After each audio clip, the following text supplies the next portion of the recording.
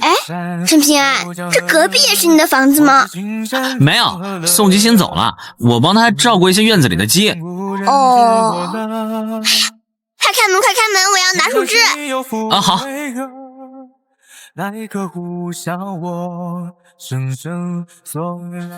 这槐枝怎么扔的到处都是啊？小丫头年龄不大，力气倒还不小，弄了这么多。当然啦，我力气可大了。啊，对了，你拜托我出去找的槐叶，我一共捡到了6片，那都给你。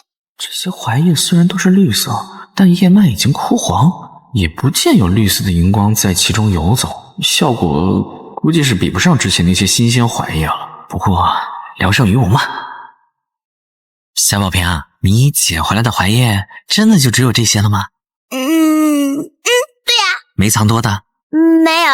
那你怀里那片绿色的东西是什么？给你就是了，小气鬼。还有呢？真的只有这些了，一共8片。这是送给你的。既然你要送给我，那刚才干嘛还让我拿出来呀？你自己事先藏起来，跟我事后送给你是不一样的。你以后别忘了啊，答应别人的事情就一定要做到。但是如果努力了还是做不到，记得先打声招呼。你说话的口气怎么这么像学术的齐先生啊？我要不喜欢你了。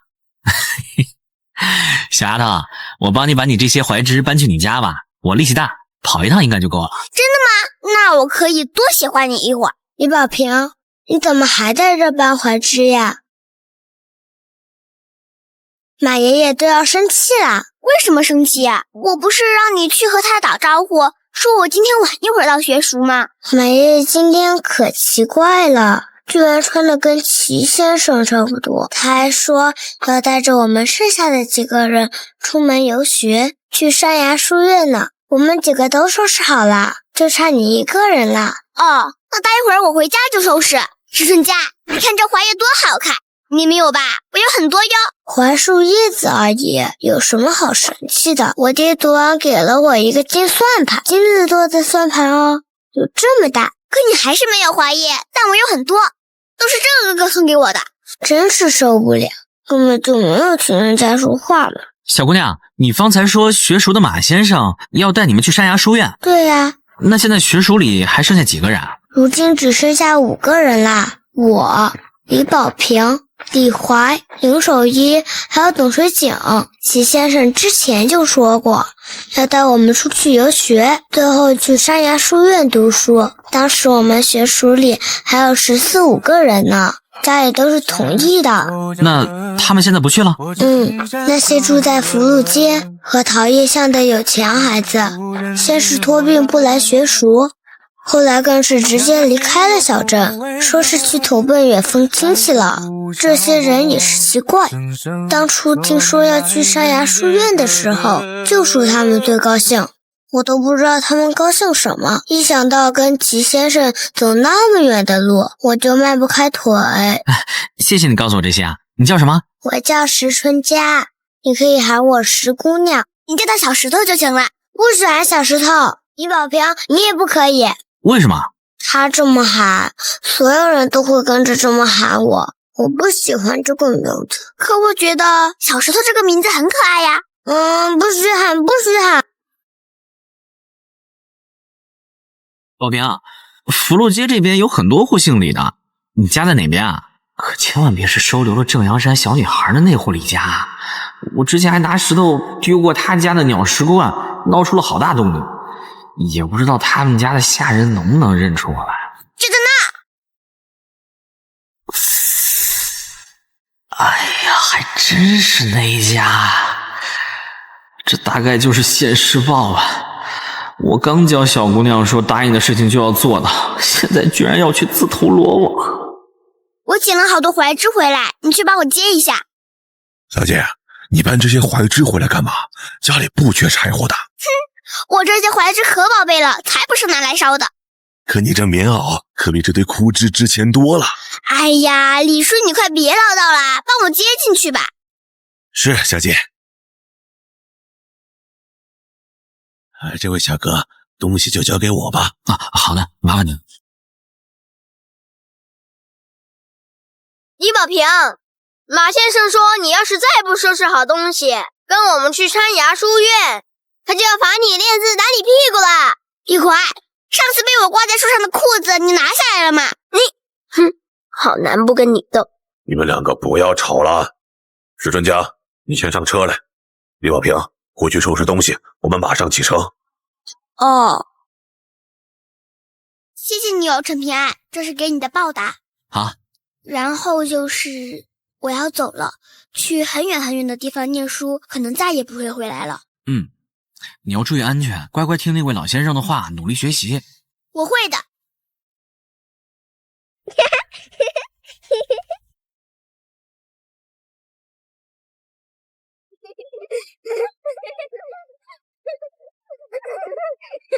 哎呀，先是顾灿，然后是刘宪阳、齐先生、宁姑娘，最后连李宝平也走了。我知道我与他们终有一别，可是没想到这离别竟然来得这么快。马夫，给我追上前面那辆马车！快看那边，好大的一片黑云！这让下雨。等会儿，你们仔细看，那不是云，那是人。怎么可能？人为什么会在天上飞呢？是飞剑，密密麻麻的飞剑，玉剑上站着仙人，就是画本上那种御剑临风的仙人啊！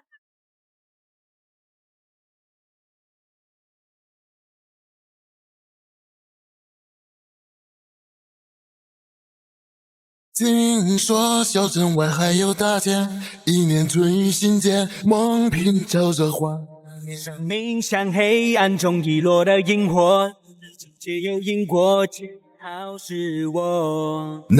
我还是觉得应该正式跟你说一声再见，所以我来了。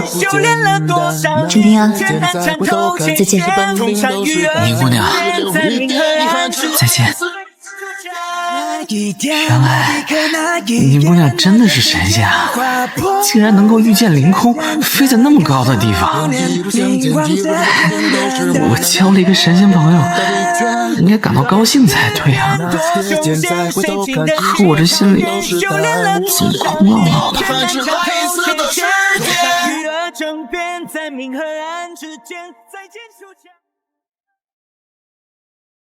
这离珠福地当真灵气充沛，是一块修行的好地方。只可惜从前寻不到法子进来，之前那些圣人定的破规矩不让进，不还是为了独占这好处？不过独占的人是没有好下场的。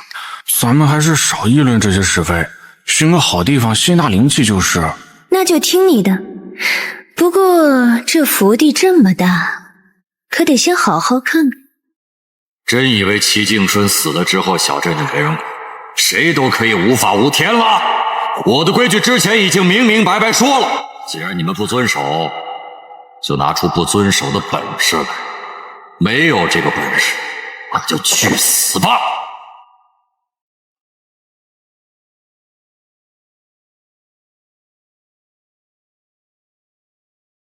怎么，就只用这么点小杂鱼来试探我的底线，是不是太瞧不起人了？我阮琼虽然就是个打铁的，远远比不上齐敬春有学问，可要说在此地斩杀一两个不长眼的石境修士，又有何难呢？既然你们没本事打过我，那从现在开始，我这小镇的规矩就得多出一条。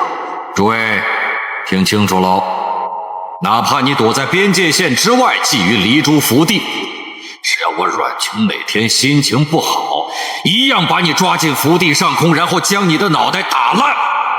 信不信由你们？这条规矩60年之内一律如此。如此血腥残忍的手段，哪里是坐镇一方气运的圣人所为？哎呦呵，学聪明了，知道躲远点说坏话。哎，是觉得我拿你没辙啊？他娘的，老子又不是齐敬春那个书读傻了的家伙，你跟我一个兵家剑修讲什么道德礼仪，脑子有坑吧？看来不给你们一点教训，你们还真不把我的话当回事儿。天罡伏妖风，地煞雷池虎，其如是阮琼的本命风元双剑。这连瓦剑并没有在他鞘室当中，而是游走在他4周3千里内的天地之间。我们这个距离，快逃！蓝天，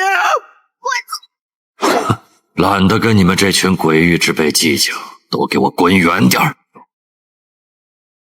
齐静春啊，齐静春，你要是有我一半的不讲道理，何至于走得如此憋屈？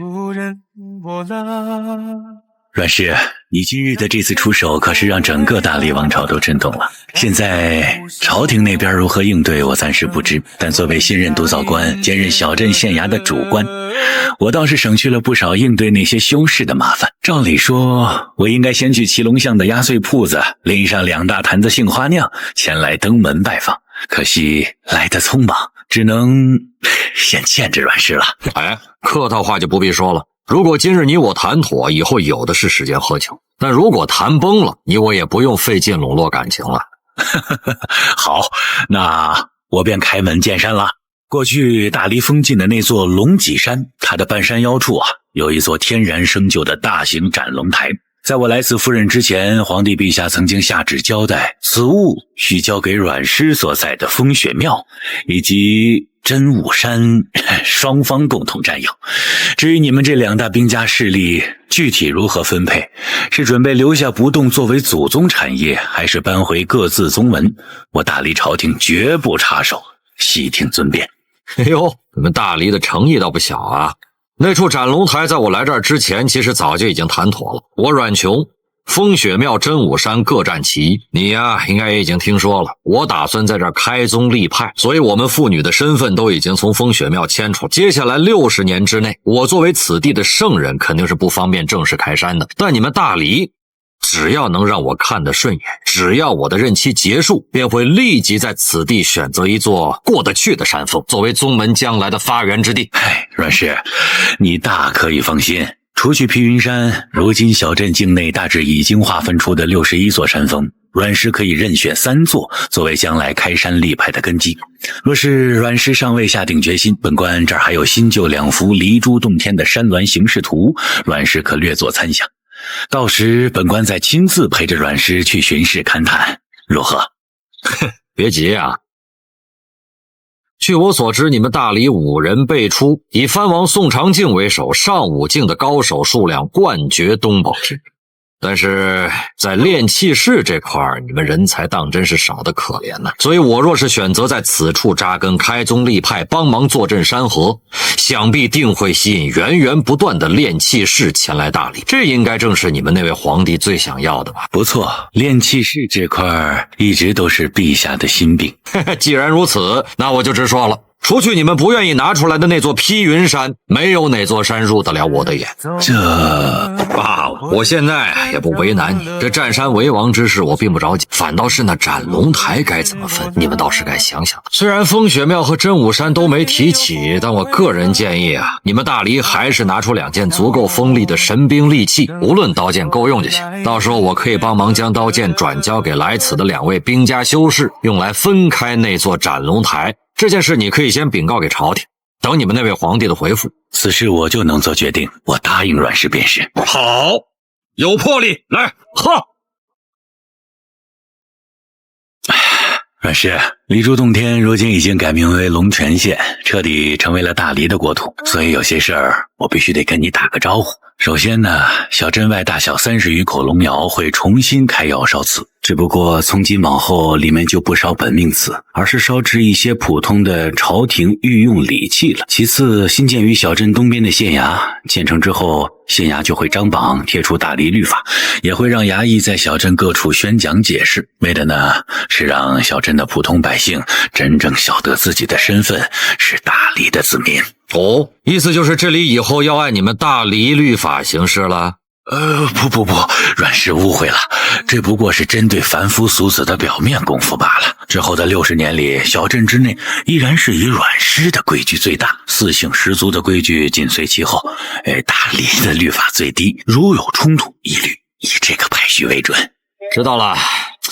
不过我记得在世俗王朝里，朝廷的业务还包括建造文昌阁、武圣庙，以及敕封山水正神、禁绝地方淫词。在小镇这边，你们是如何打算的？关于文昌阁和武圣庙，我们目前相中了2处位置，分别是小镇北边的慈山和东南方位的神仙坟。供奉进去的人分别是当年从小镇走出去的那2位。正好一文一武，他们在我大理也是功高劳苦，不知阮氏意下如何呀？享受文武香火，这俩人挺合适。但选址就这么敲定了吗？你们就没有问过杨老先生的意思？阮氏敢问杨老先生是？你的恩师应该是大理国师崔禅，那位人称的秀虎先生吧？没错呀。他居然连杨老先生是谁都没告诉你，就让你来这儿当父母官了。武渊，你老实告诉我吧，你该不会跟齐敬春一样，是官场失意，沦为了弃子，才被贬谪至此的吧？如果是这样的话，那之前谈妥的事情我可要反悔了啊！没有。先生，你这回可是给我挖了好大一个坑啊！对了，之前在宋杰新家找到的那个木人身上刻着许多不认识的字儿，我全都偷偷记下来，兴许可以请阮姑娘帮我解答一二。阮姑娘，我这有些字儿不认识，能不能跟你请教一下，他们是什么意思？怎么个读法？啊，认字呀！怎么办？读书可是这世上最恐怖的敌人了。我是看到书就头疼，万一陈篇写的字我不认识怎么办？这好丢人呐！那个，你先写写看吧。好。这2个字很简单，叫做神庭，是我们人体内的一种窍穴。什么叫窍穴啊？窍穴就是我们体内蕴藏神气的地方，共有365座。平常我们的3魂6魄就是在这些窍穴中游走，如同一个吃百家饭的小孩子，这家吃1碗饭，那家喝1碗水，然后不断温养孕育，成长壮大。至于神庭穴，你捋起发际线，往上摸5指就能找得到。这个窍穴对我和我爹这样的兵家剑修算不得如何重要，可有可无。但这个窍穴对于那些靠香火生存的玩意儿，也就是你们所说的鬼神，可谓是至关重要。不过我爹也说过，那些神神鬼鬼没有大出息，神通再大也不过是寄人篱下的可怜虫，不值一提。原来是这样，那这几个字呢？这个叫巨阙，这个是太渊。嗨，我还当你要问我什么大学问呢，原来就是窍穴呀，这个我可熟了，以后有空的时候我一一给你讲解。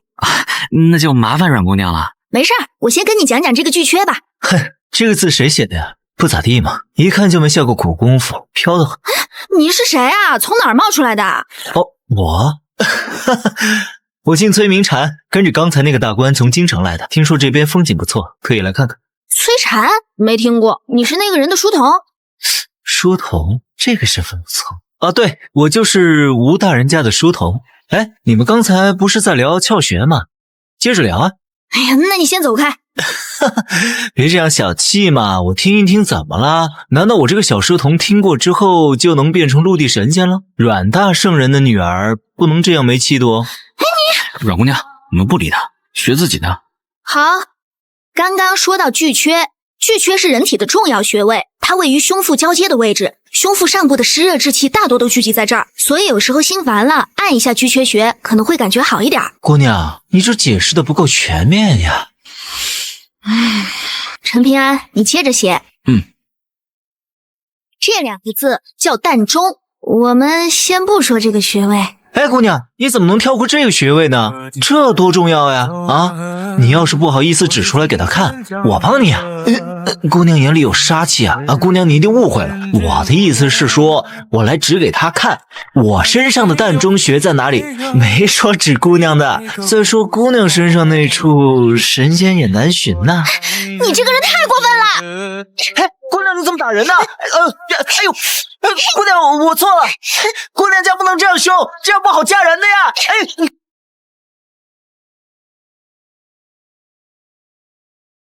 谈完事了呀？是，这个谈得太快了。算了，既然谈完，这就走吧。阮姑娘，陈平安，我有事先行一步了，咱们有缘再见。你怎么知道我名字啊？你到底是谁？刚才不是说了吗？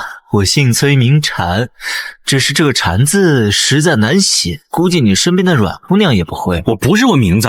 哦，不是问名字呀，那就是问你我的关系了。说起来，我跟齐敬春还有些关系。至于你嘛，你可以喊我崔师伯。师伯？我哪来什么师伯？哎呀，不肯叫呀！没事，我还有个绰号，喊起来比较顺口，你可以跟外人一样叫我秀虎。秀秀啊，拿银子去七龙巷那边给爹买一壶上好的桃花春烧回来，剩下的零钱呀，你自己买些糕点啊。这么晚了买什么酒呀？那你去铸剑室盯着炉子火候吧，1个时辰以后结束。哎呀，那我还是去买酒吧。哎，陈平安，你等着我啊，我买了酒马上回来。陈平安，你跟我进屋，我有话要跟你说。啊？哦，好。你坐吧。我问你啊，你手里是不是有3袋子金晶铜钱？是啊，阮师傅你怎么知道的？这你别管，你可知道这3袋子金晶铜钱有多值钱吗？之前宁姑娘在的时候与我说了一些，我知道它们很贵重，所以一直都没有用。何止是贵重，简直可以称得上是富可敌国了。哎呀，像你这样手头有3袋子金晶铜钱的小镇百姓，现在绝对找不出第2个。哪怕是福禄街那些富贵人家，也就宋家能有2袋钱，其他小户人家顶多只有1袋。除此之外，基本上小镇的值钱老物件都已经流失出去了。如今品相还可以的宝贝，差不多只剩下7、8件。在我来之前，小镇每60年才会开一次门，放大概20、30个外乡人进入小镇，任由他们寻找机缘。但如今规矩变了，会有越来越多的外乡人出入。当然，你的性命暂时无忧啊。我之所以告诉你这些，是希望你好好的利用手上这3袋子金晶铜钱，别捂在手里烂掉，也别随随便便的用掉。我知道了。所以啊，我先提个建议，让你把那3袋子金晶铜钱处理喽。至于听不听你自己决定。阮师傅请说。应当知道，我们小镇外一共有61座大山，那些大山可不是普通的山里面灵气充足，大都是生长着天材地宝的。我今日收到了消息，除去披云山外，朝廷会将其余大山全部解禁，并卖给大黎交好的各大势力门派。而且大黎皇帝许诺，将来会在这儿敕封一尊山岳大神，3位山神和1位河神。有如此密集的山河正神坐镇，60年后这儿方圆千里必然是风生水起，灵气充沛。所以现在你若是能够买下其中的几座山头，肯定是稳赚不赔的。如果我今天买下山头，然后明天就死了，那该怎么办？首先，只要你在小镇老老实实的做事，肯定不会莫名其妙的暴毙的。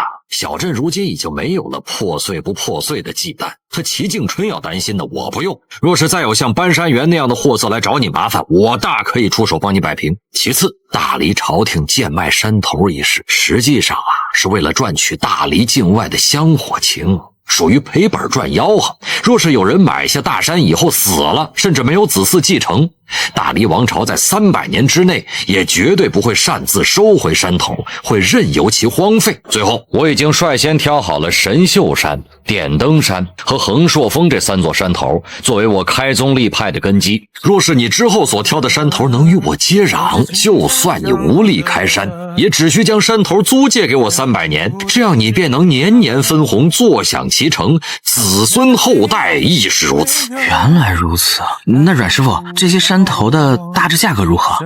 价钱与山头的大小有关。例如最小的那座山头，只有孤零零的一座山峰，名叫珍珠山，叫价是1枚金晶铜钱不过必须是迎春钱，只需要1枚。那地方屁大一点说是山，其实根本半点沾不上边，只不过是个小山包而已。就算卖1枚迎春钱，估计也没人看得上。可不管怎么样，1颗铜钱就能买下整个山头，也太划算了吧。至于那些中等山头，例如玄里山、大雁山等等，大黎那边的估价在10到15枚金晶铜钱左右，其他稍大一些的山脉大概要25到30枚左右。归根结底吧，大理想留下的并不是一代代金晶，而是希望4姓氏族背后真正的靠山能够浮出水面，主动与大理接触。那我在这个时候占了大便宜，不是会很出风头吗？会不会被人记恨在心？你不是也有靠山吗？远在天边，近在眼前呐。谢谢阮师傅提醒，但买山这种事情我也不好轻易下决定，更何况我连那几座山什么样子都不知道。要不我这几天先进山勘察一下，然后再回来把我的想法告诉你。没有立马得意忘形，还不错。我这儿有2幅小镇周边的山峦形势图，是衙署那边送过来的，先暂时在你这儿保管一下啊。这几天我就给你放个假，自己进山看看吧。哎，陈偏，你这就走了？不继续听我给你讲窍穴了吗？阮姑娘，最近这半个月我可能不会来铁铺工作了，窍穴的事儿等以后才能学了。没关系。哎，你要去哪儿啊？阮师傅说我那3袋子金晶铜钱可以买几座好的山头，我打算进山去看看。哦，你要去这么久的话，带的东西会不会不够吃？我以前经常进山，都习惯了，能够找到山果野味，饿不着自己。好，那你注意安全。戚敬春，我的好师弟，你之所以这么从容赴死，是以为自己苦心孤诣留下的2个弟子真的能把你的衣钵传承下去吗？可惜呀，可惜，你这2根香火恐怕都要彻底断绝了呀。这枚印章眼熟吗？天下迎春，字倒是写得挺好，可惜没有交给对的人。你那弟子赵瑶来到大理之后，被我稍稍恐吓，便交出了这枚印章。所以现在我要亲手毁掉你的第1根香火。这么简单就把捏碎，大概是因为这枚印章中的4字真意从被交出去的那刻起，便自己心灰意冷，失望至极，故而早就自动消散了吧。至于你剩下的那个传承弟子，我猜是陈平安对不对？那小子我见过，确实有一颗赤子之心，但那是因为他从小经历苦难，从未得到过金钱和权力，所以现在若是我将好几份滔天的富贵摆在他面前，那他又会作何选择呢？戚敬春，不如让我们来赌一把吧，看看那个叫做陈平安的小子到底会不会恪守承诺，帮你的山崖书院这个忙呢？这第1步嘛，自然是想办法让那个牛车出点意外，不得不将孩子们送回来。至于第2，便是给陈平安指出一条路来。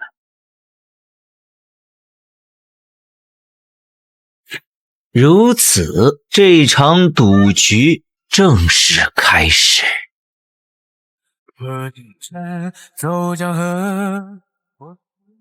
我操！这地图可是从阮师傅那里借的，弄得这么脏，怎么好还给人家呀？这头鸟屎好像挡住了3个字，这是落魄山，为什么会刚好掉到落魄山这里？姚老头以前说过，山水之间有神灵，难道是这神灵见我选不出山头来，于是专程来指点我的吗？好吧，那我便信一回，就选落魄山。前辈，不管你是鬼还是神仙，有话好好说，千万别打人啊！如果有什么请求，可以晚上托梦给我，最好别大白天的，我是真的有点怕。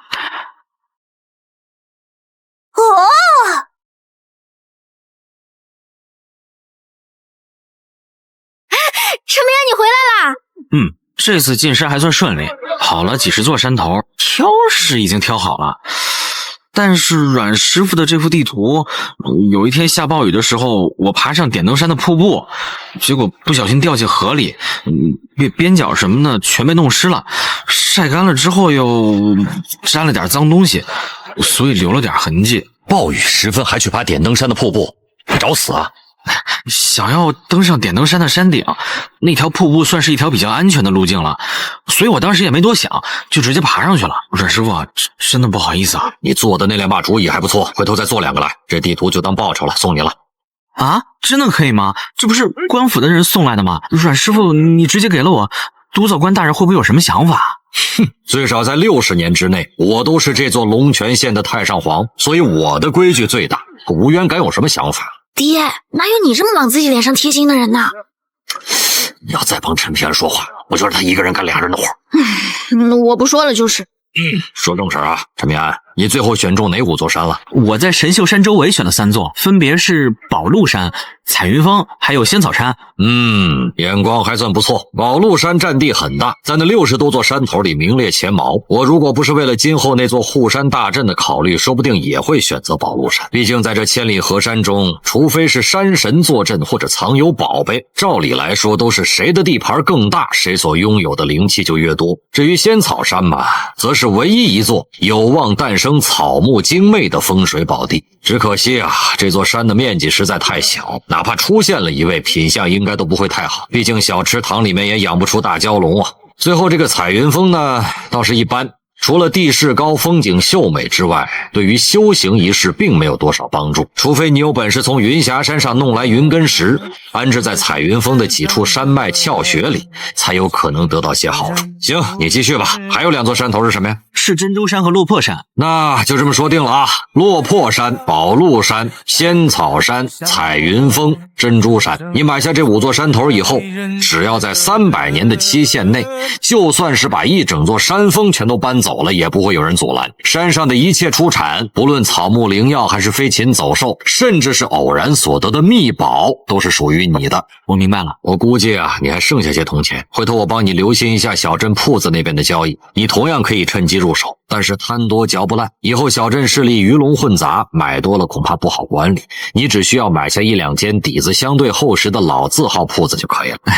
那就多谢阮师傅了。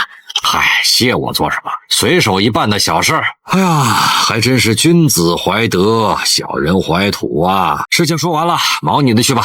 那阮师傅，我先回家里看看，明天来接着干活。爹，你干嘛提齐先生？你看他又难过了。她是我闺女啊，我还管她难过不难过？那爹，你和你闺女说说，你最开始说那句“君子怀德，小人怀土”是什么意思啊？这意思就是说呀，君子心怀天下，志在四方，而思想境界不如君子的小人呢，就只会一门心思想着获得一块安逸之地啊！你在说陈平安是小人？可是想安稳稳过日子没任何问题啊，怎么就是小人了？这话谁说的？我觉得不讲道理。儒家圣人说的，但他们又说了，无心安处即无乡，就是讲啊，让人内心平静安定的地方都可以是家乡。读书人真可恶，天底下的道理全给他们说光了。秀秀啊，你要多读书的话，也可以去和他们说道理呀。爹，我突然多出一大把力气，我去打铁了。家秀秀啊，果然不是读书的料。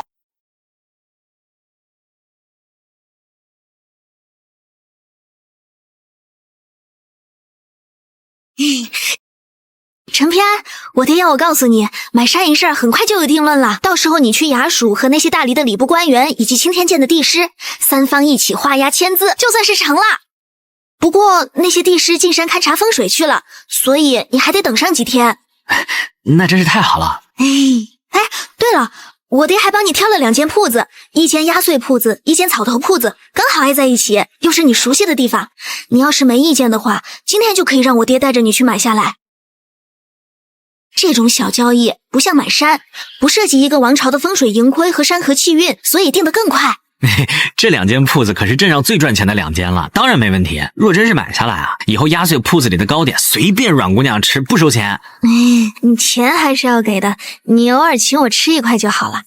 还有一件好事儿，忘了和你说了，之前大黎皇帝下了旨意，高价收缴我们这儿遗留在市井民间的法宝器物，说要收回国库，应该收了20多件。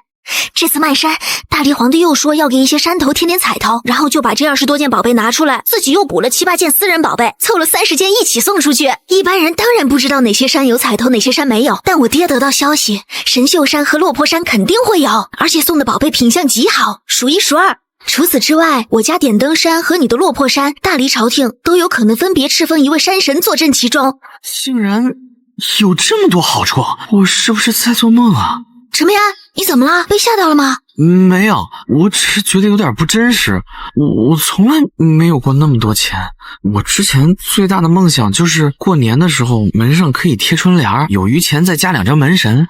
但是现在怎么了？不好吗？不知道怎么说，就是感觉有点怪。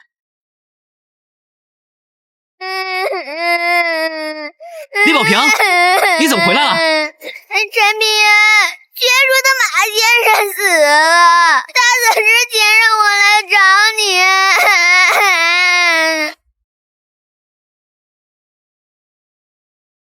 事情就是这样，回到小镇之后，本来一切都进行得很顺利，可没想到你家竟然没有人。幸亏有个邻居经过，跟我说你在这铁蛋铺里，我才找了过来。不过陈平安，为什么学说的马先生还有那个车夫都想要找你啊？我也不知道，可能和齐先生送我的那几样东西有关吧。可是他们想要的到底是什么呢？怀疑我已经用掉了，碧玉三字好像也没什么特别的。难道是那4方印章？其中最特别的就是那方写着齐先生名字的镜子印章了。看样子这印章我得小心保管，绝不可轻易交出去。自从马先生死了之后，这3片翠绿的叶子也变黄了。我本来想丢掉的，又觉得很可惜。宝平，这种祖荫槐叶有续命的功效，说不定就是他在关键时刻救了马先生，才能让他多说了几句话。原来是这样啊，谢谢你啊，小叶子。估计啊，那个车夫现在已经在赶来铁匠铺的路上了。宝平，要不然你先藏在这里，我先去把留守在牛车那边的石春家和林守一偷偷带过来，再想办法救跟车夫在一起的李怀和董水井。可是这里真的安全吗？相信我，如果你们的家人真的已经搬走了的话，阮家铁铺恐怕就是小镇最安全的地方了。是因为阮师傅在，你很信任他？不，我更相信齐先生说的规矩，这小镇有他的规矩，阮师傅不会坏了规矩，其他人更坏不了。好，我懂了。既然你相信阮师傅，那我就让刚才那个阮姐姐带我去把石春家和林守一引过来，然后一起藏起来。你就安心去应付那个坏蛋车夫吧，先看看他葫芦里到底卖的什么样。好。阮姑娘，我想拜托你带着小宝平去找他那2个朋友。没问题。来，小宝平，我背你去找吧，这样快一些。不用啦，我跑得可快了。我来回几趟的时间，估计你和陈平安都还没跑到小镇上。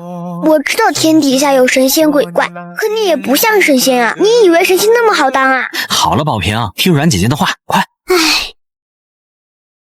如果有事情可以找我爹。好，老姑娘，你也要小心。原来阮姑娘和宁姑娘一样，真的都是神仙啊。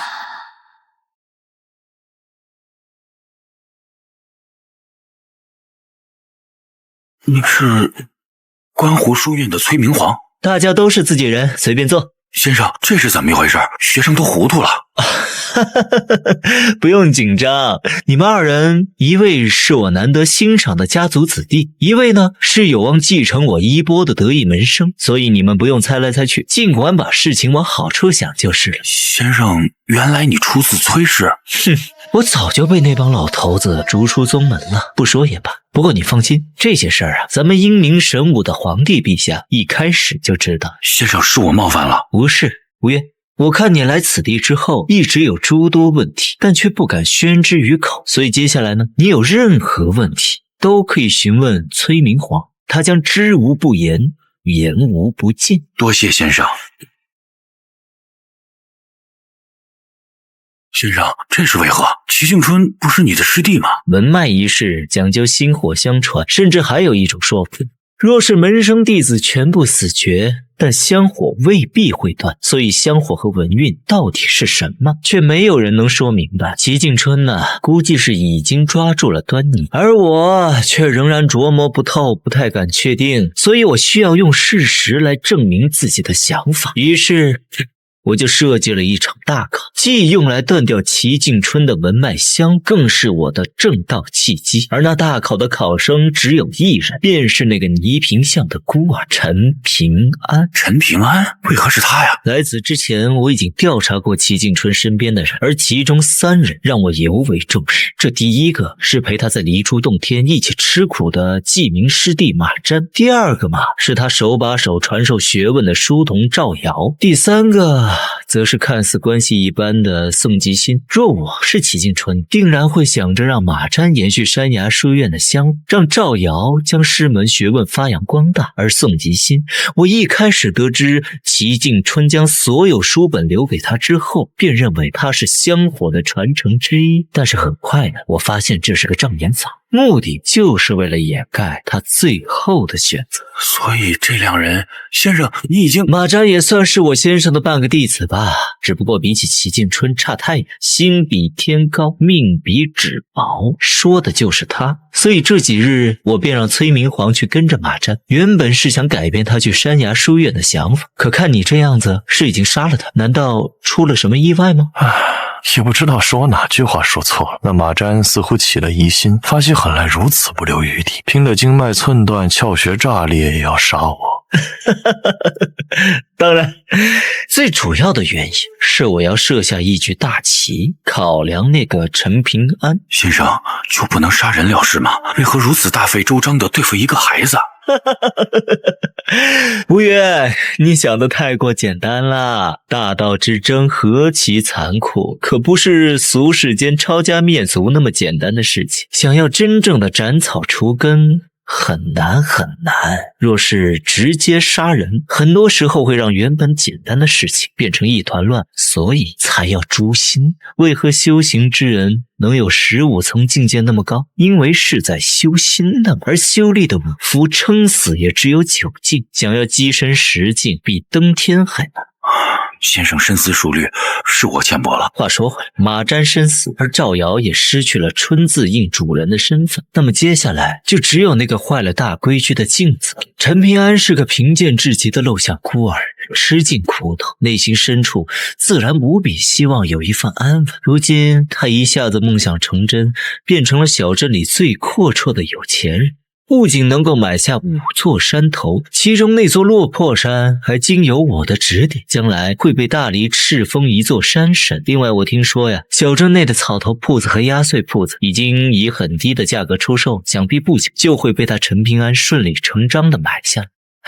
试想一下，小镇之外日进斗金的5座山头，小镇之内的2座老字号铺子，再加上日后与县令吴渊一见如故，书院山主崔先生亲言有加，你们觉得他是不是就几乎不会有什么追求？但是就在这个时候，出门游学的牛车忽然返回小镇，那位车夫很快会找到陈平安，向他转告那位马先生的遗愿，希望他能带着那几个孩子赶赴大隋的山崖书院继续求学。然而车夫还会说，此次出行路途艰难，很可能会就此丧命。如果齐先生在世，一定不会希望他冒这个险。那些已经受到惊吓的孩子，如果想要留在小镇家中，不就可以阻止陈平安走出去了吗？先生为何还要谋划这么多？这些孩子的家族都已经被强行迁往大黎京城了，但每个家族都留下了几人。他们深知去山崖书院念书的机会是何等难得，一定会让孩子们继续去求学。原来如此，可是先生，你如何能肯定这场大考能够让齐敬春这一支文脉彻底断绝香火呢？齐敬春所谓的大道，不过就是正人君子赤子之心罢。我若是用那些滔天的富贵将陈平安的赤子之心侵蚀，他自然就不能当那枚镜字印的主人。我兴师动众布下了这么大的一个局啊，为的就是这么一件米粒大小的事情，真是划不来。这要是还输了的话，不，我不会输，最终失望的一定是你齐敬春。是吗？那我们就看看这一局到底谁输谁赢吧。陈平安，原来你在这儿啊，害我一顿好找。你们找我？是我找你，咱们能不能换个地方说？就在这里说吧。好吧，你是不是认识小镇学塾的齐先生？小镇谁不认识齐先生？但是齐先生认不认我们就不好说了。你有话直说，我还回去干活呢。行，我说，我是大理朝廷的一名死士，负责保护这几个孩子去山崖书院求学，当然也有监督他们不被外人拐跑的职责。可就在我送他们去书院的半路上，马占老先生被人给害死了。而他死前跟我闲聊时，无意间说起你2次，他觉得你人很好，也很有天赋，是个读书种子，所以我带孩子们回来后第一时间过来找你，是想提醒你最近务必注意安全，那群人必定不会善罢甘休的。那还真是多谢你了。只是可惜了这几个孩子，现在真的成了无家可归的可怜人，书院不敢去，小镇的家也没了。啊，是吗？李怀，你们2个过来，我有话要先问你们。谢谢你跟我打招呼，以后这些学塾的孩子我会替马老先生照顾的，之后他们是去京城找父母还是做什么，都是他们自己做主。至于你，现在就请回吧。陈平安，这不妥吧？没事，我如今有钱，还认识阮师傅。你是从大理来的，不会不知道阮师傅是什么人吧？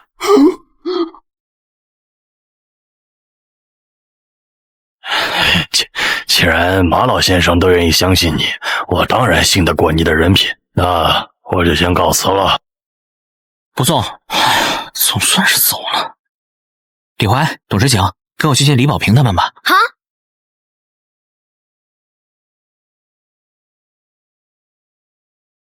李怀和董水井已经把刚才的情况说了，你们觉得那个自称大理死士的外乡人到底想做什么？我们都不知道那个姓崔的为什么要杀马，又怎么知道那个车夫想干嘛？唉，我现在是又饿又渴，所谓的饥寒交迫也不过如此。爹娘啊，你们的儿子如今过得好苦啊！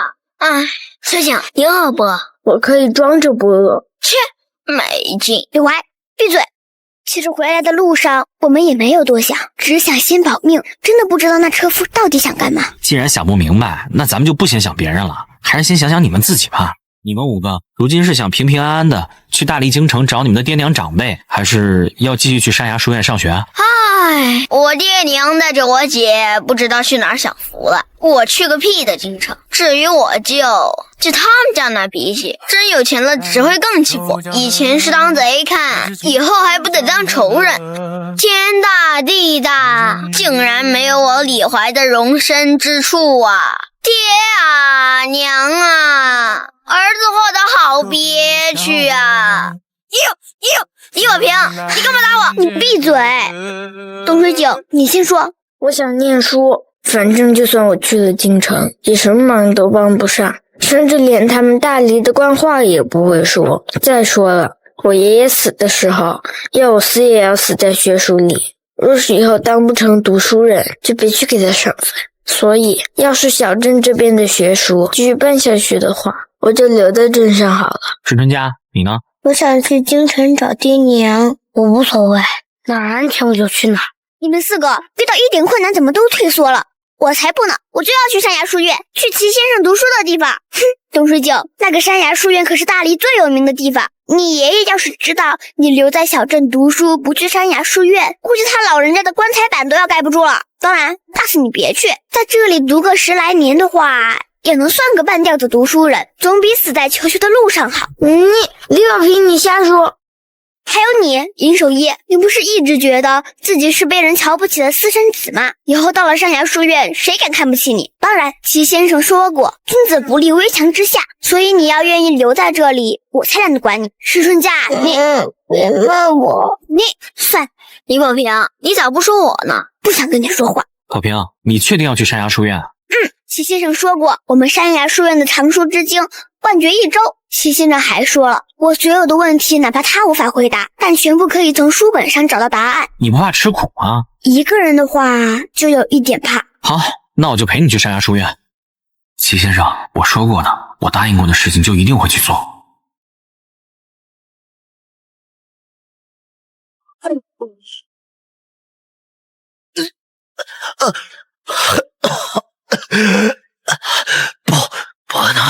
不可能！我的修为居然跌落到10境了！那个小子，他怎会放弃滔天富贵，要送那群孩子去书院？一定是哪里弄错了，一定是！师兄，这一次是你输了。这世上唯有赤子之心，不可试探啊！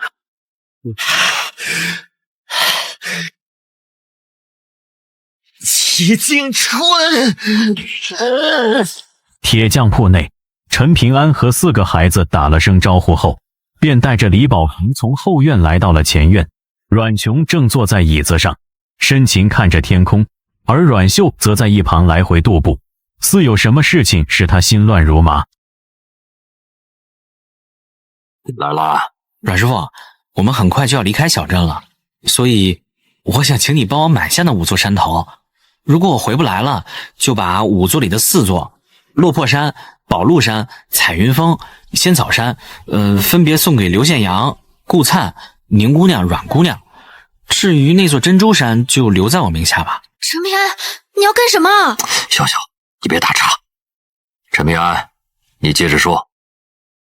小镇上压岁和草头2间相邻的铺子，也请阮师傅雇人帮忙看管一下。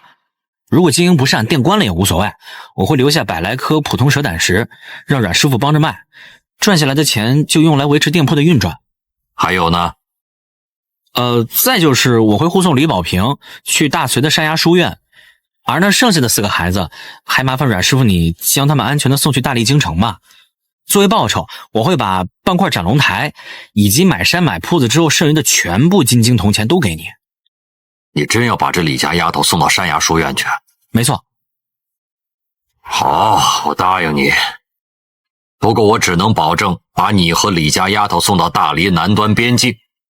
出境之后，你们俩的生死富贵就只能听天由命了。可以。暮色中，陈平安安置好了5个孩子，独自走回了自家的宅子里。他神色平静，点燃了一盏灯火，准备提前补上今年大年30，注定无法做到的守岁。可很快他便莫名地睡了过去。等他再次睁开眼睛时，发现自己又来到了石拱桥之上。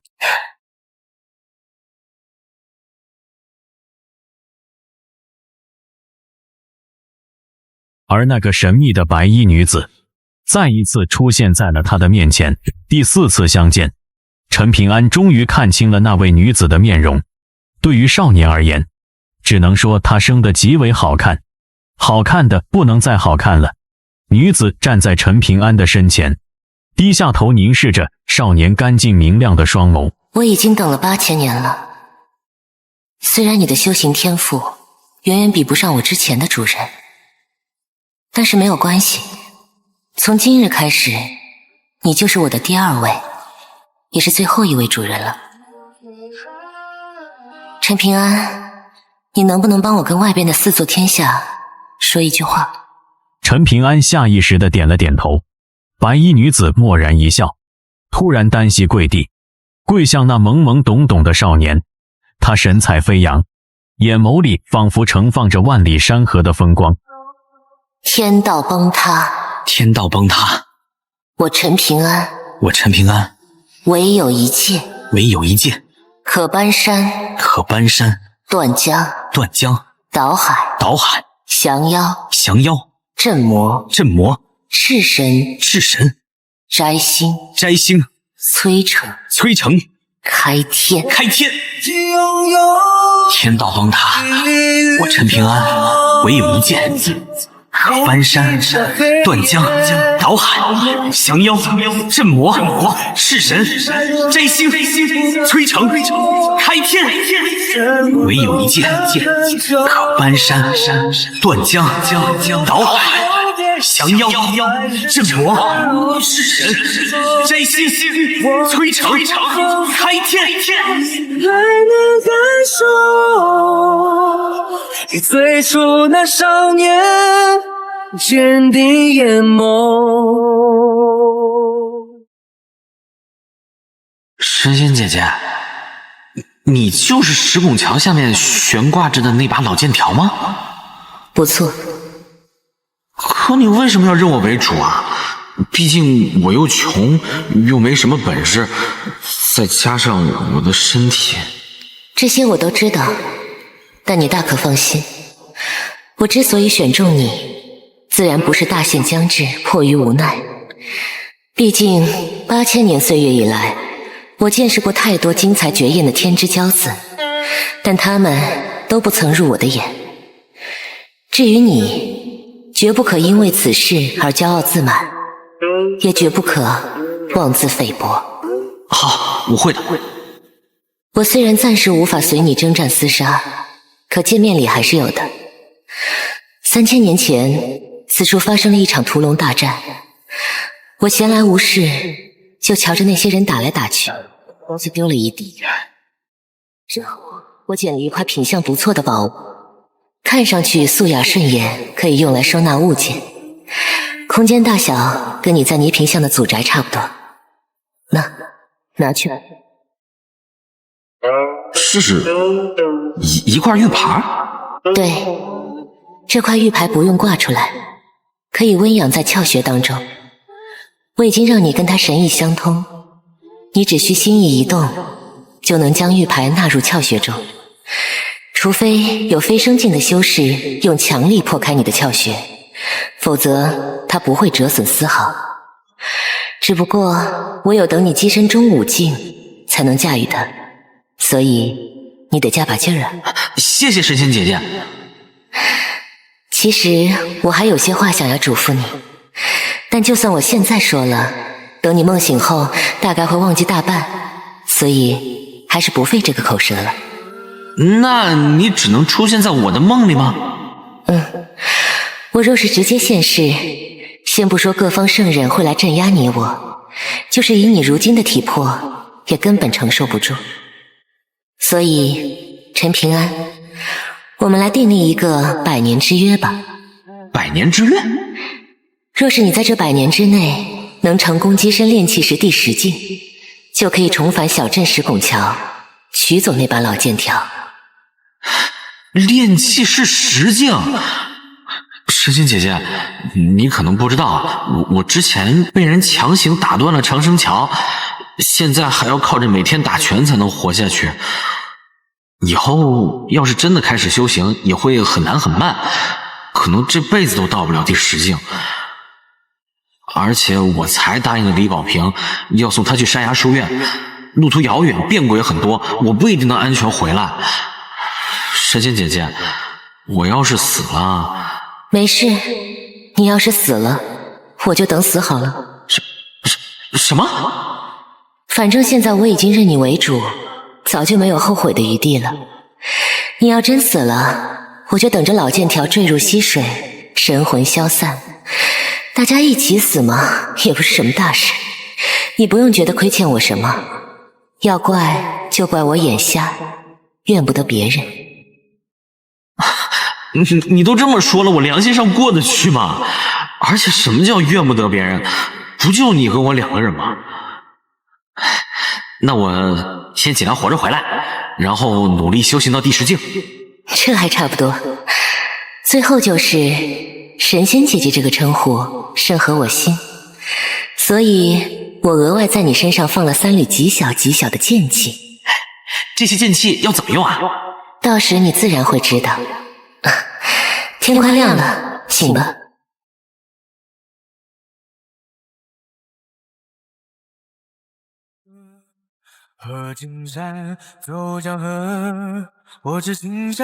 神仙姐姐说的那个100年之约，我真的能做到吗？宁姑娘和陆道长都说过，我现在这个身体就跟破败的茅屋一样，八面漏风，想要活命都难，更别谈什么修行炼气当神仙了。只不过从今天起，这个世界上就多了一个需要依靠我的人，这种感觉倒是挺不错的。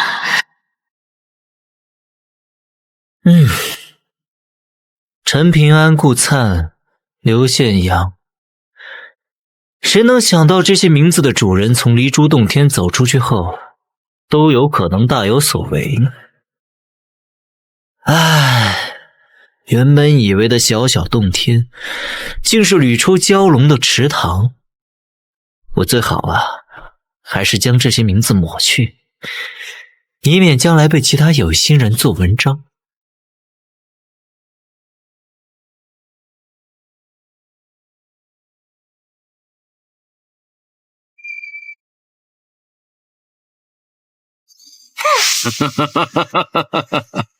好小子，胆子够肥呀！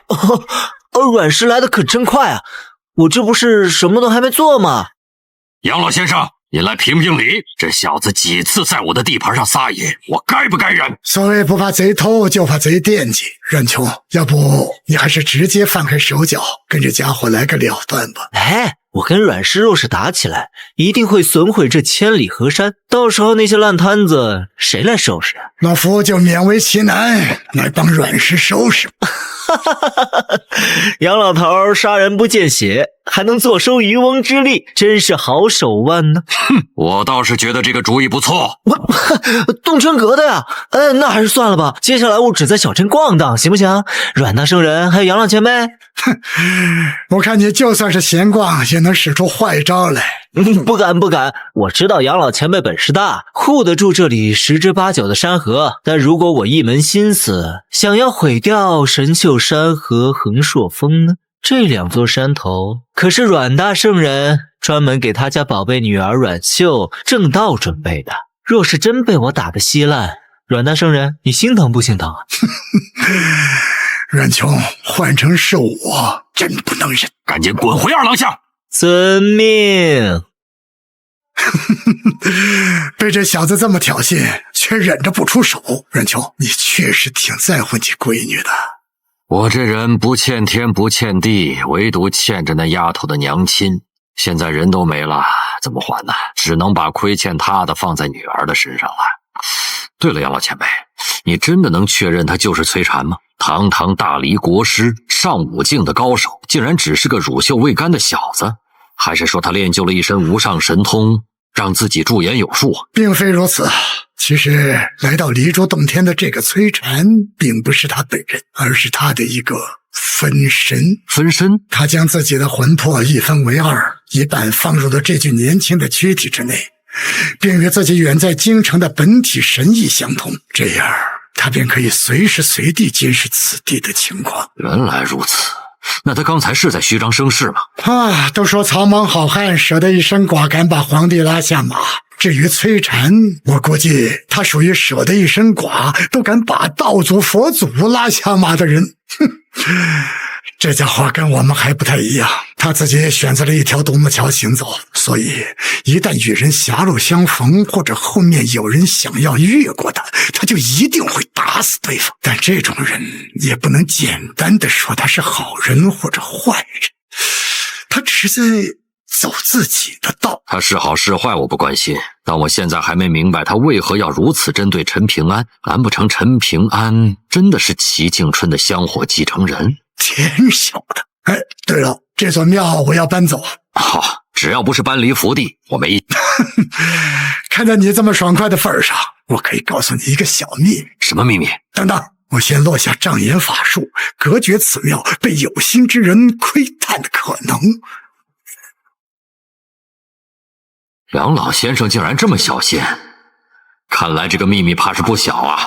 你知道齐敬春最厉害的地方在哪儿吗？自然是资质好、悟性高、修为恐怖，要不然天上那几尊大人物怎么会舍得拉下脸来一起对付他？不止如此，假设陈平安真是齐敬春选中的人，那么外边就有人以陈平安作为一招隐藏后手，表面上闲置了整整10年，其实暗中小心经营，甚至这期间连我也被利用了，连前辈也着了道，这其中究竟有何玄机啊？此招最妙的地方在于，陈平安作为那人的棋子儿，在落入棋盘后便自行生出生机，变得不像是棋子儿。这样一来，在他身上所埋藏的杀招就会变得更加隐蔽。此外，那人还在陈平安身边放了宋吉新这枚关键手，用来吸引各路视线，最终营造出灯下黑的大好局面。齐敬春这种号称有望立教称祖的聪明人，